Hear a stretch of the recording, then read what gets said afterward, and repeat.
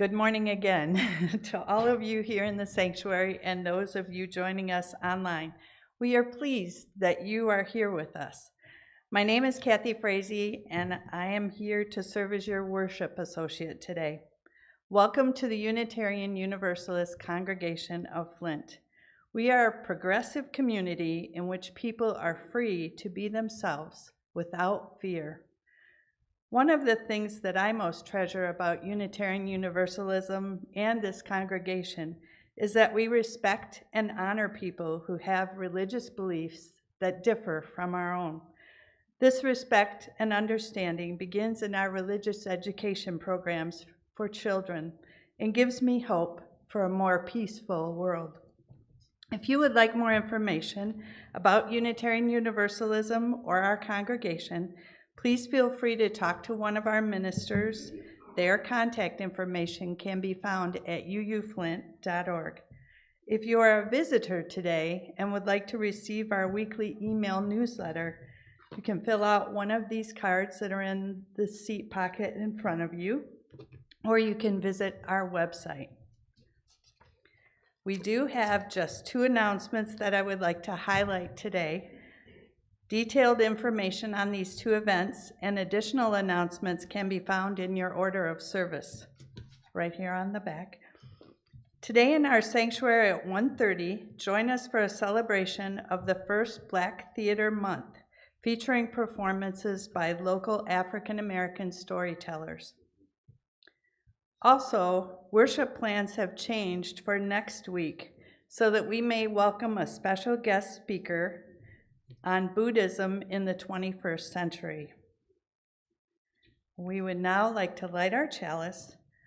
Our chalice lighting words are from Reverend Clifford Reed from the Assembly of British Unitarians. We kindle the sacred fire as we gather in community, mindful of the brave souls and questing, independent minds whose courage won our freedom. And now if you'll join me in reciting our covenant here in the sanctuary and at home, recognizing the richness of diversity, the beauty and wonder of shared worship, and the transforming power of love and service, we gather as a sacred, intentional community to freely seek knowledge and truth, celebrate the fullness of life, and by our actions to increase goodness and justice.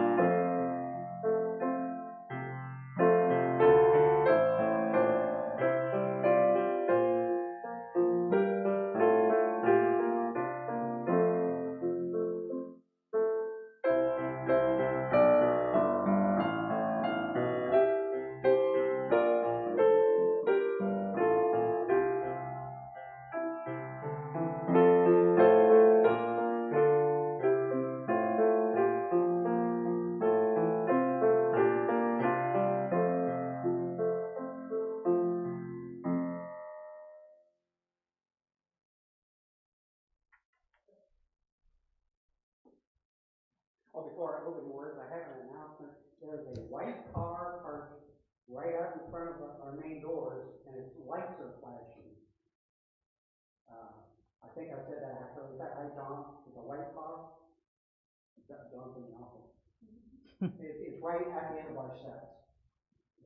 Sorry, Kathy. That's all right. Our opening words this morning. In this sacred gathering, may the joyful find space to praise.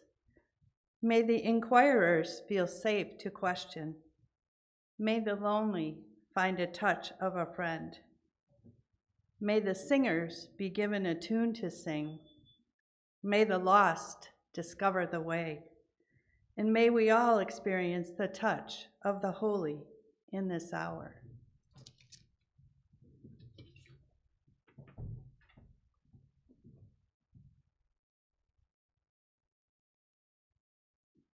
I'm going to run through this once for everybody because I think this is a new one for us, including me, for this hymn. So we'll just try to get through it.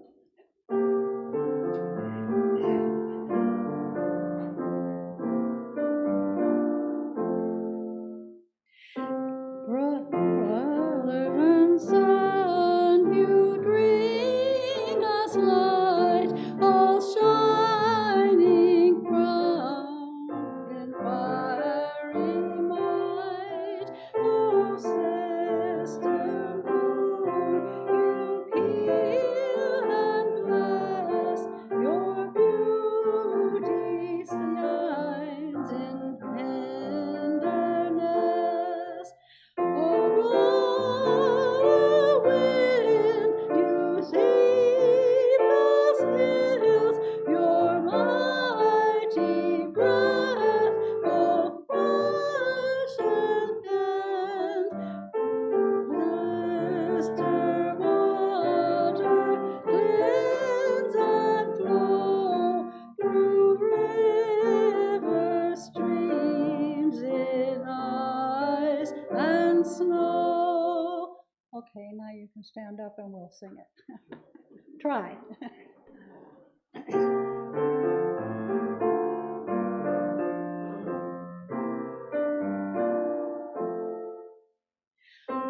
Brother, son, you bring us light, all shining round in fiery might.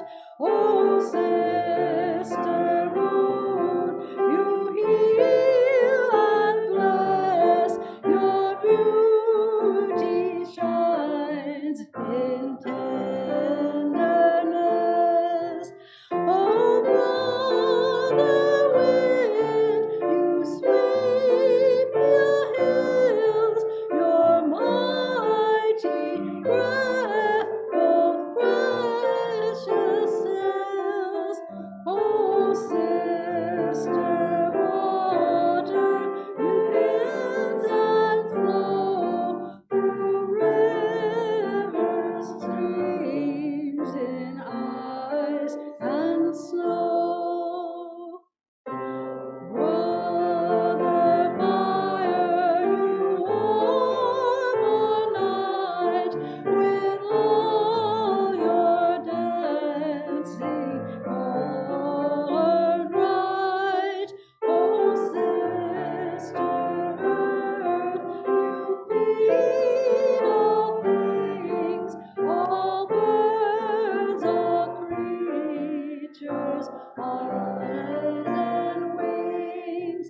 Oh, sister death, you meet us here and take us to our God so near. Oh, God of light, we give you praise for all your creatures, for all your ways. Please be seated.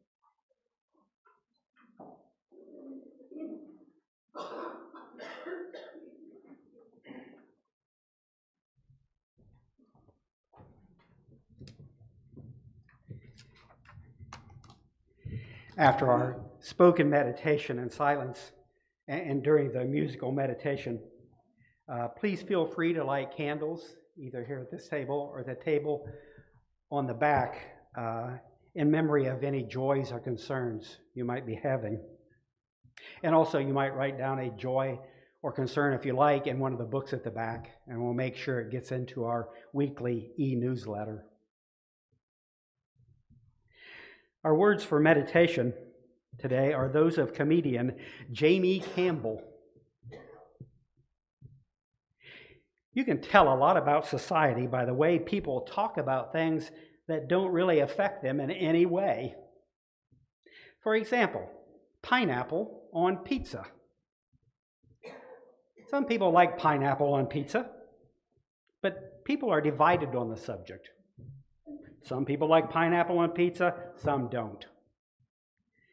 But I've also noticed that some people not only don't want pineapple on their pizza, they don't want anyone else to have pineapple on their pizza. They hate the idea of pineapple on pizza so much that they will ruin the enjoyment of others, even though it doesn't hurt or affect them in any way. These people would prefer that it be illegal to put pineapple on pizza. They wanted to ban it from menus nationwide. I've got an uncle who is one of these pinophobes. He'll tell you he doesn't mind if you have pineapple on your pizza. He just doesn't want to see it out in public.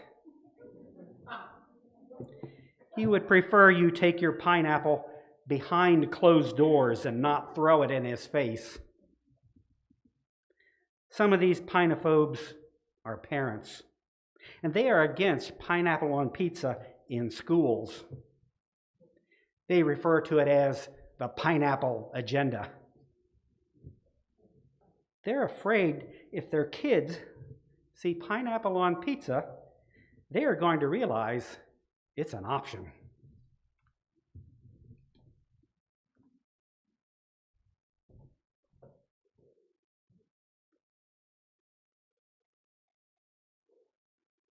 Let's sit for a time in silence.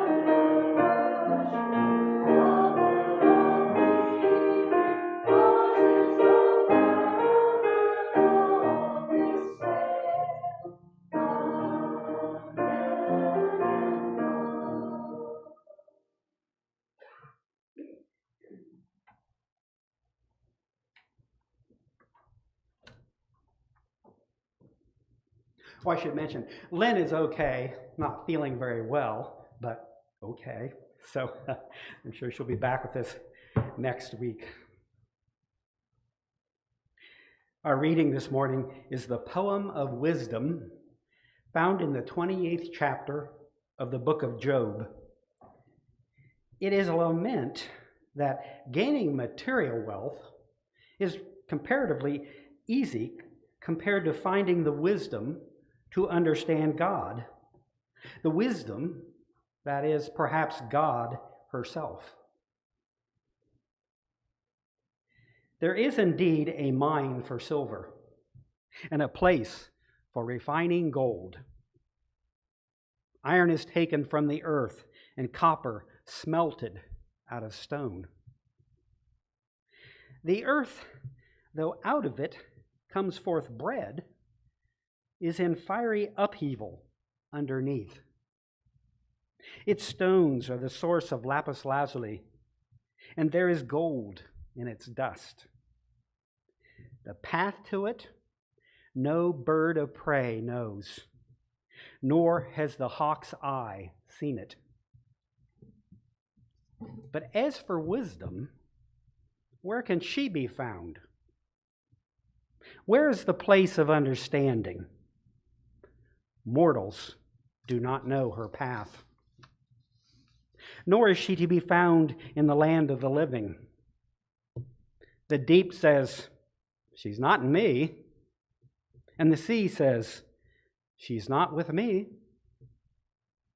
Solid gold cannot purchase wisdom, nor can her price be paid with silver.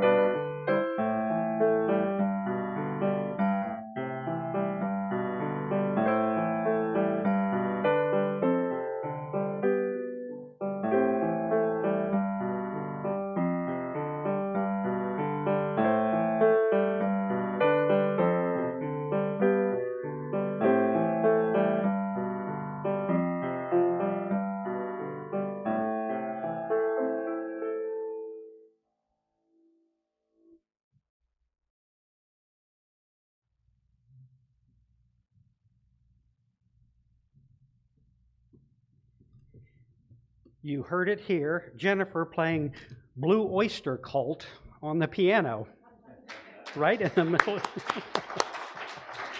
Oh, it's good.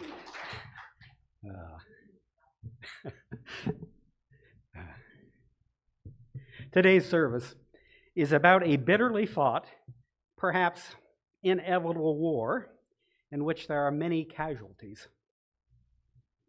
It is a war fought between people who don't believe there is a God, at least as described by many Western religions, and by other people who think that these non-believers are dangerous. The casualties in this war are taken mainly by the atheist side, atheists also being known as non-theists.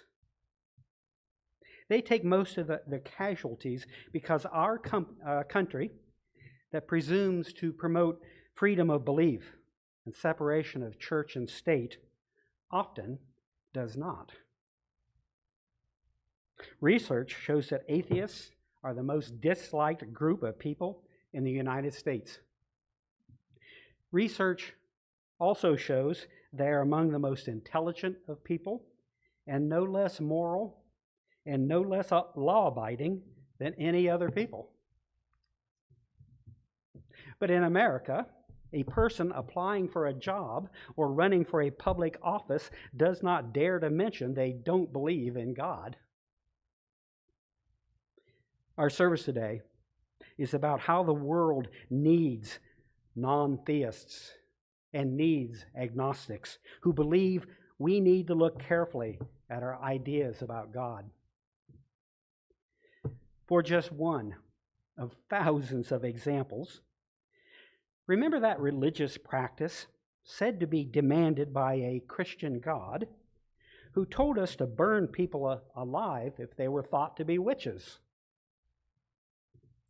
Humans have always needed someone to rethink their current idea of God, and we need them more than ever today.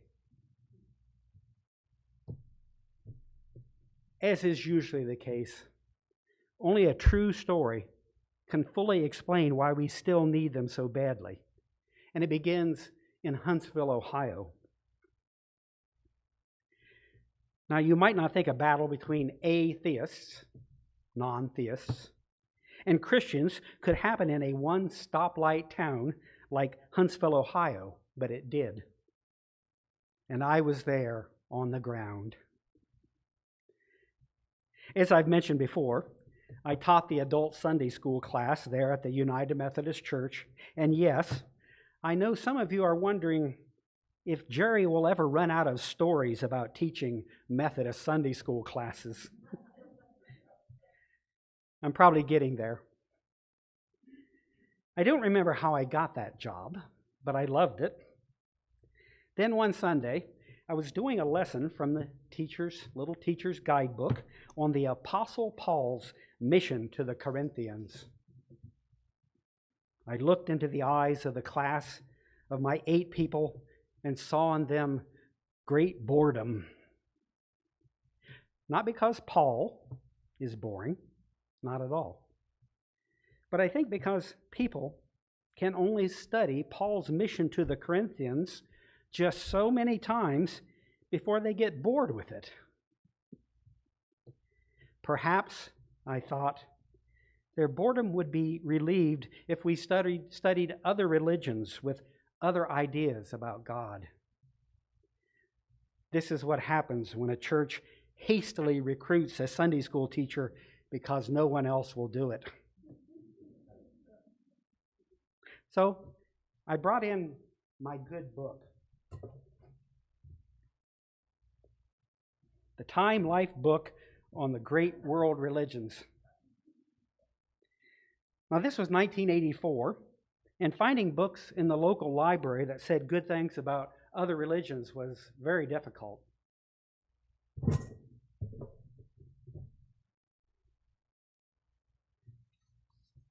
The book that you see there on the screen was published in 1957 and edited by a Methodist minister, and it was a renegade Sunday school teacher's gift from the gods. Forget about the Apostle Paul's mission to the Corinthians. This was Jerry's mission to the Huntsvilleites. We read inspirational scripture from other religions, like the story from the Hindu Upanishads of the little boy looking at the tiny seeds of the fruit of the banyan tree. This is often used in UU Sunday school classes.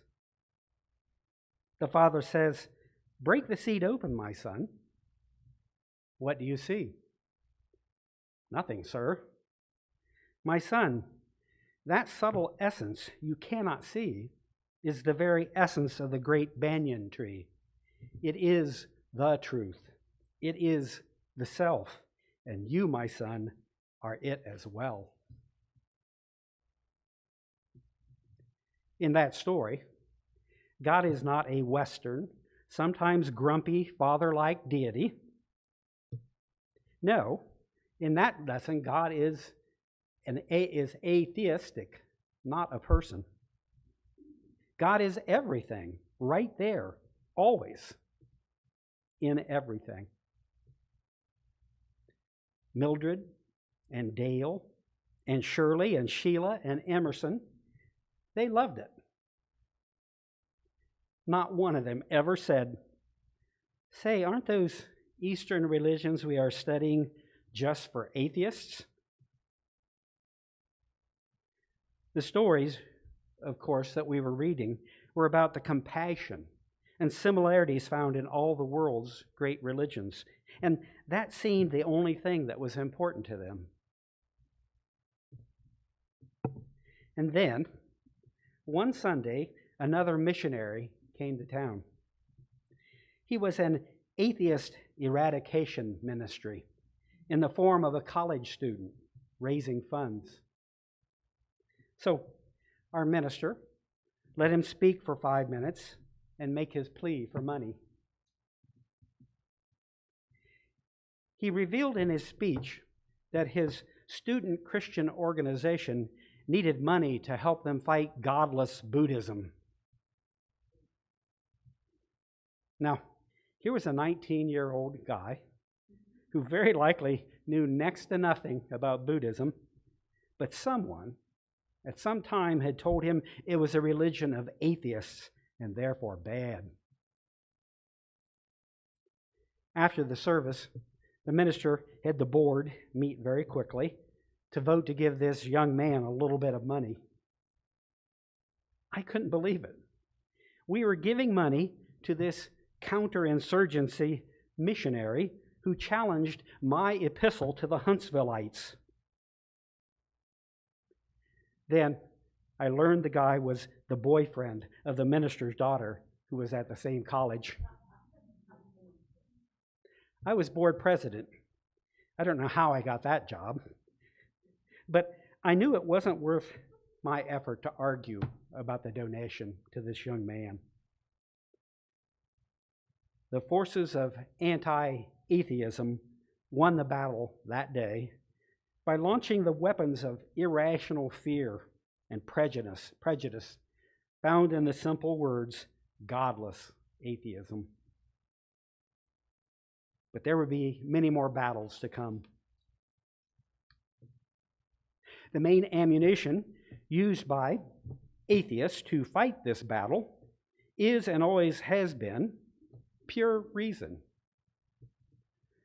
Non-theists have hearts too, of course, and so did the hard-thinking, analytical writers of the book of Job.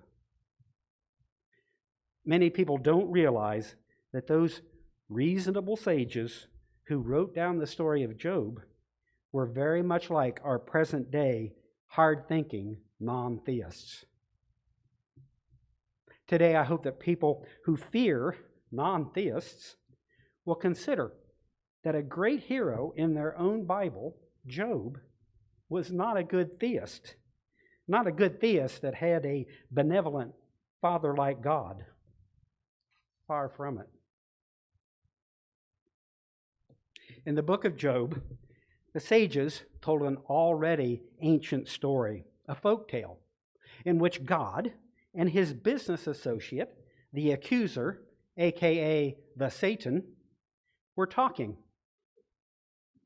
The Satan says, "You know, I've been down there, and I bet you that people love you when their life is good. But when things go wrong for them, they could care less about you." "No way," says God. "Let's try an experiment. You go ahead and wreck my man Job's life, and I guarantee you he will still praise my name." The Satan had all of Job's worldly goods stolen or destroyed, and 10 of his 20 children killed. It is a pitiful story. But Job still praised his Creator. Job's friends told him, "Wow, you must have done something really bad to deserve this treatment from our good, all-powerful God." Then, Job is stricken by diseases, and he finally rebels by claiming God is unjust. It is here that Job first shows he is an ancient hero for all modern agnostics and non-theists. God gets really mad at him and breaks his divine silence by paying a house call to Job, arriving on his favorite ride, a whirlwind. Now, when your supposedly loving and unerringly just God shows up riding a tornado, this is a sign that your understanding of God is going to grow. The authors of the book of Job have God say, "Look, you ant, what do you know about creating an orderly world? Have you ever visited my lightning factory? It's hot as hell up there, but I'm there 7 days a week, throwing down those bolts of lightning. How dare you question my world just because you are a goody two-shoes person and having a few minor problems?" God works Job over for 2 full chapters. Eventually, Job says he's sorry, but the God he finally bows before is not the God of the Jews who promised to protect his people if they were good. The authors of the book of Job, with good reason, showed that God is no one's teddy bear that can be bought off with just the right sacrifices. There is no all-powerful, all-loving God who guarantees good people won't suffer. The Hebrew Bible scholar James Metzger put it best. For anyone persuaded by the portrait of God in Job, they will believe that religion is indeed at an end. We are morally obligated to sever ties with this God and chart a way forward without any divine assistance. It will be up to us to carve out a habitable space in this dangerous world and administer justice the best we know how. Although the book of Job does not announce that there is no God, it does suggest that any creator of this world is at best indifferent to human well-being.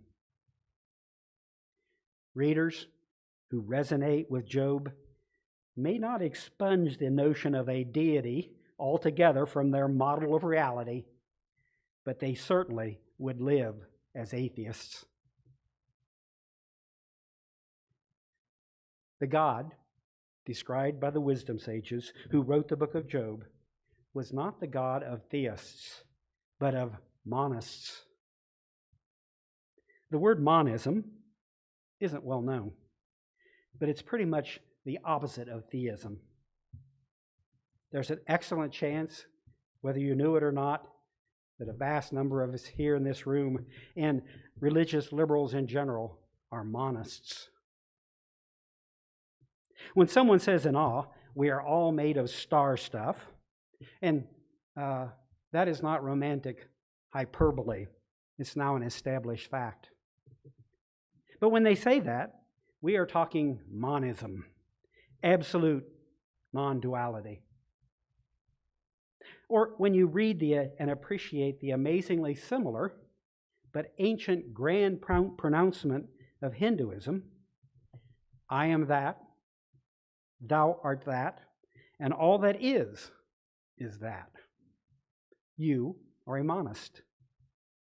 Monism is much like pantheism and was perfectly explained by Frank Lloyd Wright when he said, I believe in God, but I spell it Nature, nature. Which is to say, God or gods of monism might indeed ride a whirlwind. Like Job, who said yes to this awesome God, people of all kinds may experience religious awe at the workings of the world and the universe. According to those academics who started studying world religions over 150 years ago, the experience of awe is at the root of religion. Rudolf Otto, the great scholar of comparative religion, said humans often experience a profound emotional experience that is at the heart of the world's religions. That heart has nothing to do with whether a God is like a person or your sometimes grumpy grandfather. But all of this awe experienced by so many people doesn't make them theists with a personal God like Yahweh or Allah. According to many, such people are just bad atheists. And these folks who hate monists or hate people who don't believe in any kind of God think these non-theists are like those who want pineapple on their pizza. And they worry that these non-theists might push their ideas onto innocent children. And you know, their fears are partly correct. The word push may be too harsh, but people have forever found appropriate ways to be missionaries for their way of thinking about God or about the idea that there is no such thing. I confess, when I left Huntsville one morning in 1985 with the church youth group in tow, bound for faraway Cincinnati Art Museum, I was on a mission. Now, I don't remember how I became the church's youth group leader, but I remember I wanted them to see these amazing non-Christian religion artifacts that I had seen in the museum. Statues and tapestries of both atheistic and polytheistic religions. Of course, their permission slips did not use those words. I'd been to that art museum several times, and I thought the kids might have an experience of at least a little wonder, maybe even a little awe at these testaments to the human quest to understand what can't be bought with gold or silver. We looked at Shiva Nataraja. This is a big piece in the Cincinnati Art Museum, about 3.5 feet tall. And this is actually the God that Job realized was a reality. Shiva is both a destroyer and a creator. And we talked about how the statue just represented the forces of nature, not an actual being. And his dance is our experience of this sometimes crazy but always beautiful world. Around him on the ring are the fires of creation. And in his right hand, a little drum that is the tick, tick, tick of time in the material world. And his one hand, of his four hands, is in the fear not position, which means we are all in this continuous circle of life together, and it comes and it goes, but there is something eternal in each of us. Then we looked at this 16th century painting, Buddha with pupils. The Buddha's right hand is in the position that shows he is talking about cosmic order and the laws of nature. And his hand is held at the level of the heart, which means the teaching is about compassion. And this is when 12-year-old Melissa said, "But Jerry, I thought the Buddha was a bad man."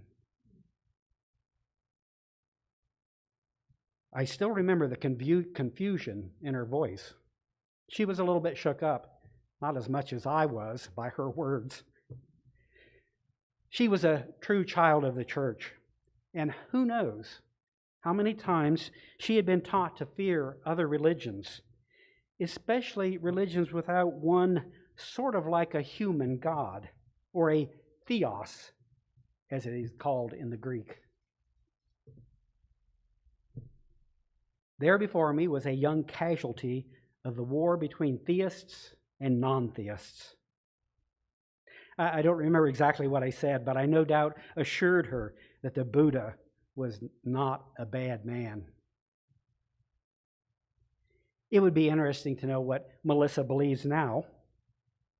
And you have to ask, what can we do to spare future generations of children this kind of war over who owns the real God or lack thereof? I have a humble suggestion and some good news too.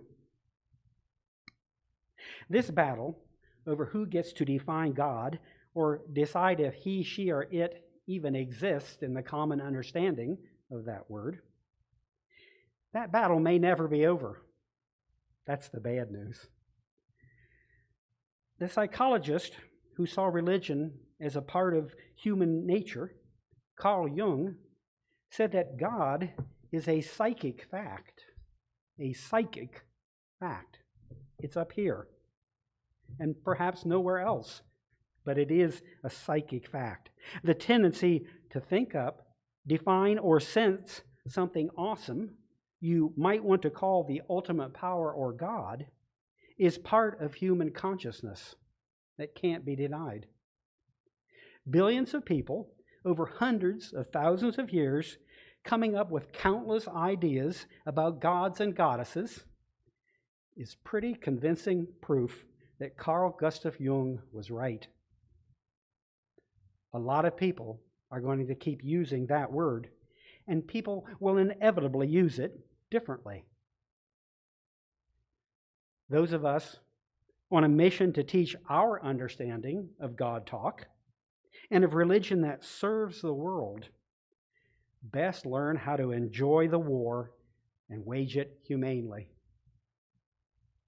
If we don't love the mission, we won't do it right.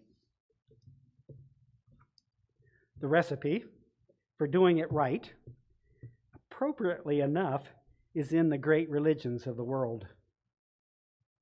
How could it be otherwise?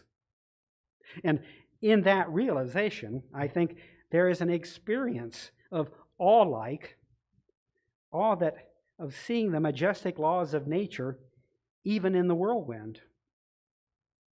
So first, you proceed with the rationality of the religious sages who must have had great fun writing the book of Job. They build a careful, reasonable case for their understanding of God, similar to what we find in many Eastern religions that we know are monisms. It is considered by people of all cultures and religions to be one of the treasures of the world. And then you take that reasoning ability and put it with the Buddha's wisdom from the level of the heart that says compassion for others, relieving of the suffering of others, is the pathway to enlightenment for everyone. And then, when the atheist eradication missionaries come to town, the side who consistently expresses compassion and reason at the same time, when sparring over this eternal question, they will win another piece of theological justice. Using the two together, reason and compassion, may be the precious, elusive wisdom that can't be bought with silver or gold. Maybe they'll win justice for just one person who is confused about bad Buddhas and good gods or no gods. But it will be an important win nonetheless. Our amazing planet is sick. Dictators are on the rise, and religions have been exposed for causing more harm than good. What the world obviously needs are a lot more good atheists. Now, there's no need to fill out a job application. Let's just get busy.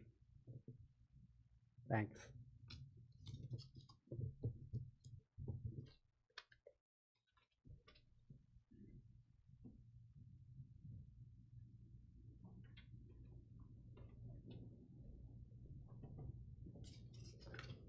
Now, if you'll join me in a time for generosity.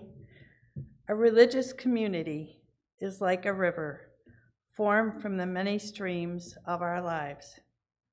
A great river is created as we share time and energy, our talents and gifts.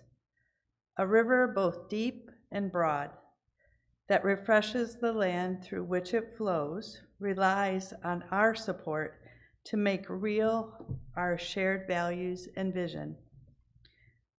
We invite you to join us in that support by placing your gift in the basket at the back of the church as you leave, or by making an online gift at uuflint.org. Thank you for all the gifts you give to make this community whole.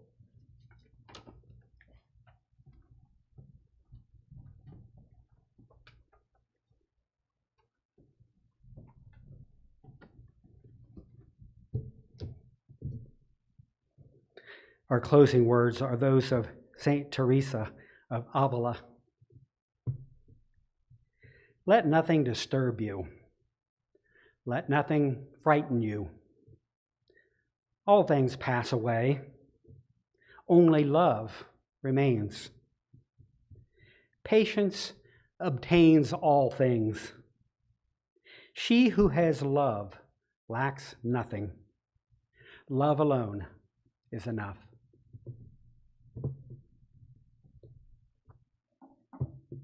And let us extinguish our chalice.